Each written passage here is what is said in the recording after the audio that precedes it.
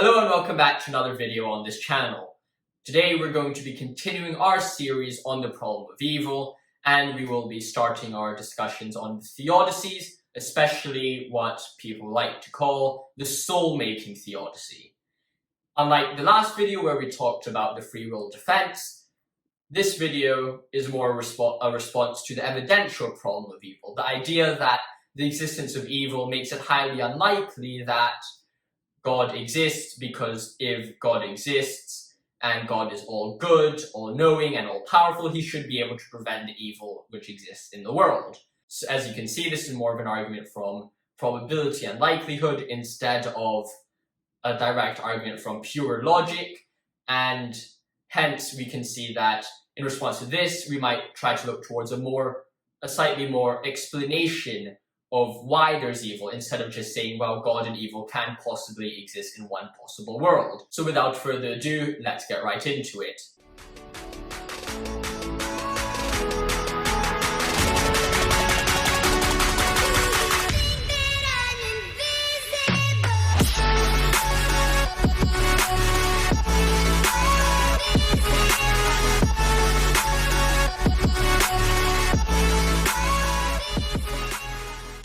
So I'll be splitting this video into a few sections.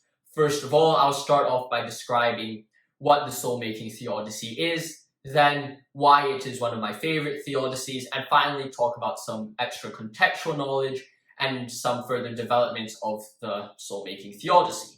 So what is the soul-making theodicy? The soul-making theodicy essentially says that some of the evil in this world can be explained by the fact that it could lead to people becoming better and can lead to people's souls being made better. Essentially, that's where the name soul-making comes from.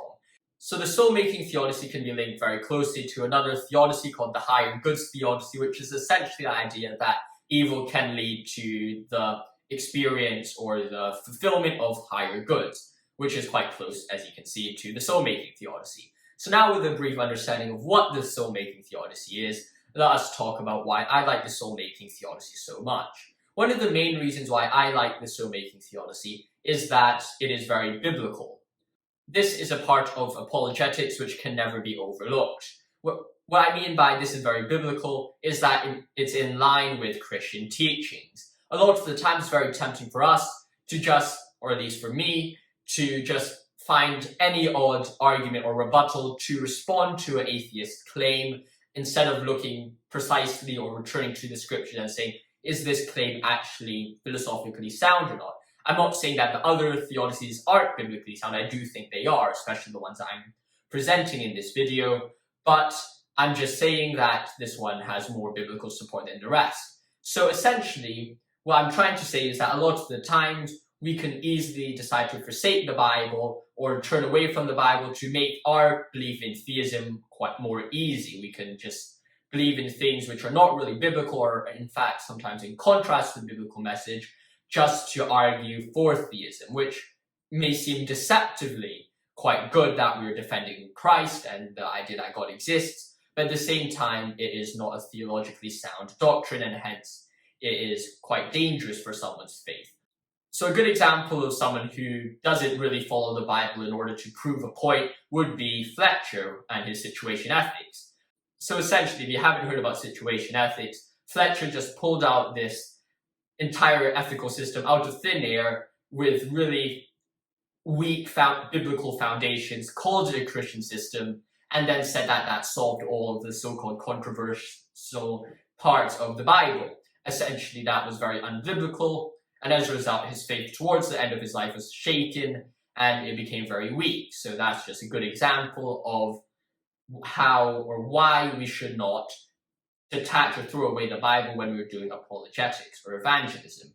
So with that in mind, why is the soul-making theodicy very good, or at least very biblical? Well, I think the reason why is because although there's definitely sometimes in the Bible where suffering is seemingly quite gratuitous, kind of like Job getting, well, suffering a lot, in fact, suffering more than most of us, just for God to show Satan that, well, here's a good Christian.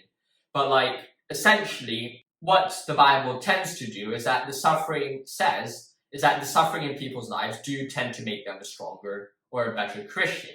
In fact, that's seen through the works of Paul, where he goes through lots of sufferings from Christ, yet he never loses his faith. Instead, it gets stronger towards the end of his life. In fact, it was a major mark of suffering, his blindness, which then instead took him towards God.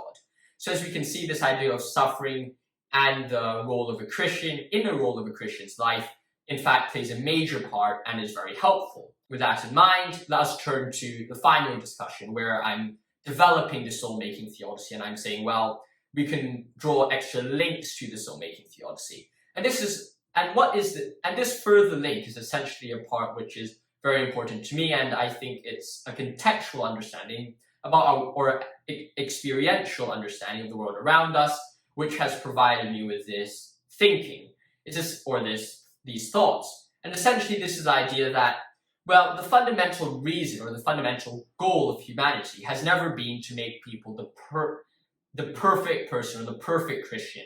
The perfect Christian was embodied by Christ, although Christ is not a Christian, but the ideal of a Christian is embodied by Christ, in the sense that we are asked to be more Christ-like, and in that goal of being more Christ-like, we become Christians ourselves, we become followers of Christ. But since God or Christ is essentially some perfect being which we will never be able to possibly obtain or achieve that standard, it's quite clear that God is not asking us or expecting us to become perfect Christians by the day we die. That's just clearly impossible. Name any Christian that you have ever known or ever felt is a really good Christian, and they're not perfect. I could promise you that. I could just say up front that anyone who claims to be a perfect Christian, in fact, someone who claims to be, I'm a good Christian, you should look at them with quite strong suspicion. So essentially what we have here is that we start to realize that God isn't asking us to be perfect. Instead, God wants us to be in a relationship with him. Instead of saying, I want you to be perfect, of course he wants us to improve, but instead of that being the sole goal of human existence, God's goal of human existence since the very beginning, since he made God man in his image, he essentially says, I want to have a loving relationship with you. And that's seen since the days of Eden, whether you take that figuratively or literally or whatever, however you want to take that, since the very beginning, where he had a direct relationship with humans to when humans fell and back to when Christ came to die for us, this entire situation and this entire history has been to allow humans to have a direct relationship with God through Jesus Christ. And essentially that is the fundamental goal of humanity. It's not really to become the perfect person, but instead it's an idea to make humans closer to God and have experience or live a personal relationship with him.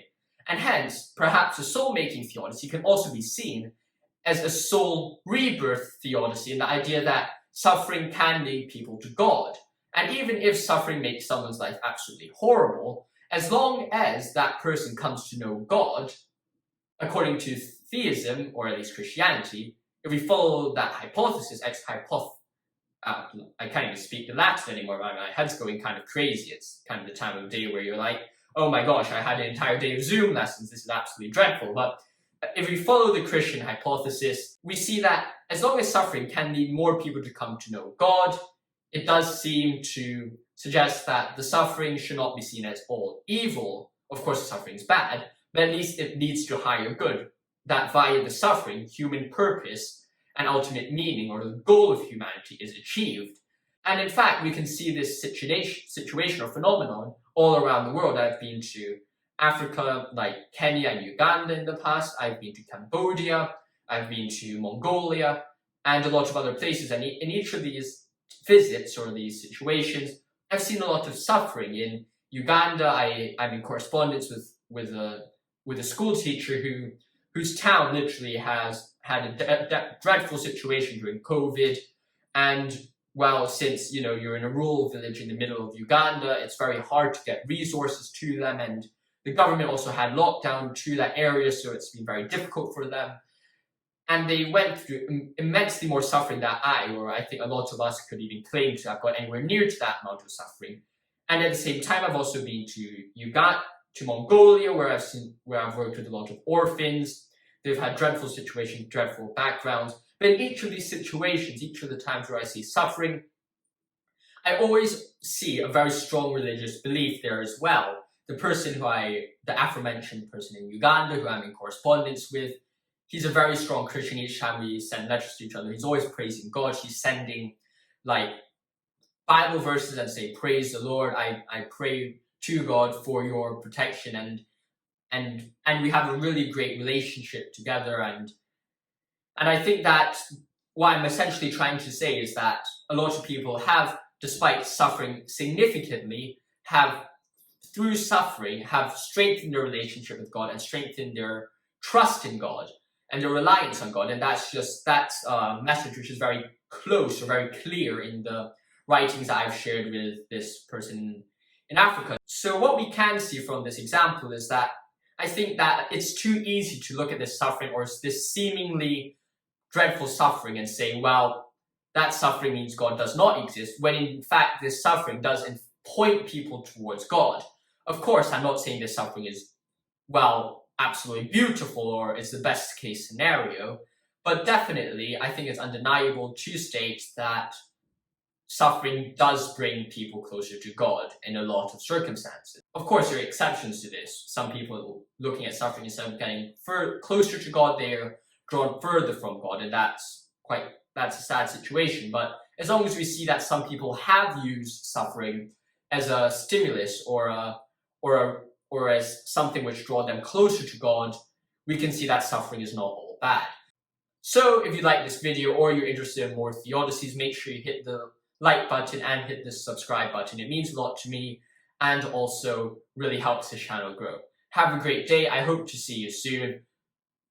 Stay safe and God bless. Thank you very much.